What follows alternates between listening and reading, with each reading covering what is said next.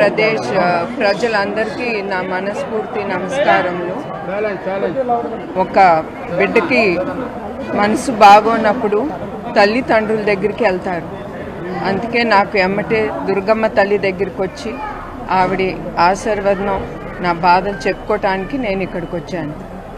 ఆవిడ్ని నేను కోరింది ఒకటే, మా ఆయన చంద్రబాబు నాయుడు గారిని రక్షించమని, ఆయనకి మనోధైర్యం, మరియు ఆయన ఒక్క కుటుంబం కోసమే కాదు, ఆయన ఒక్కరి కోసం కాదు ఈ పోరాటం ఆంధ్రప్రదేశ్ ప్రజల స్వేచ్ఛ కోసం, హక్కుల కోసం ఆయన పోరాటం. నేను ఒకటే కోరుతున్నాను ప్రజలందరినీ, మీరందరూ చెయ్యి కలిపి చంద్రబాబు నాయుడు గారు చేసే ఈ పోరాటం మీ అందరి కోసం అది దిగ్విజయం కావాలని నేను కోరుతున్నాను. అది మీ హక్కు కూడా. సో జై దుర్గా దేవి, జై హింద్, జై అమరావతి. భోజనం చేసుకున్నాను అన్నట్టు అమ్మవారి దర్శనం గురించి వచ్చాము, తీసుకున్నాం. వారి ఆశీస్సులు మనందరికీ ఉంటుంది.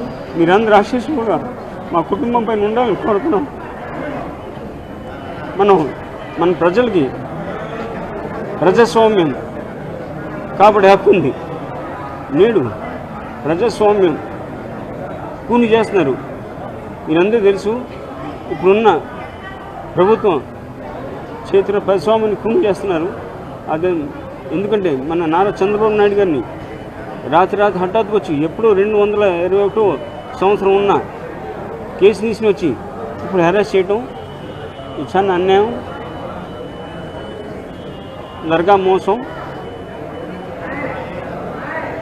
ఇదంతా వెంజెన్స్ తీసుకుంటున్నారు.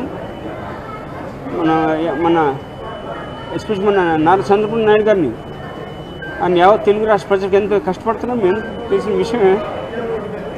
మన 5 సంవత్సరాల పరిపాలనలో యావత్ భారతదేశం అంతా మొట్టమొదటి స్థానం పెట్టిన ఏకైక ముఖ్యమంత్రి నారా చంద్రబాబు నాయుడు గారు.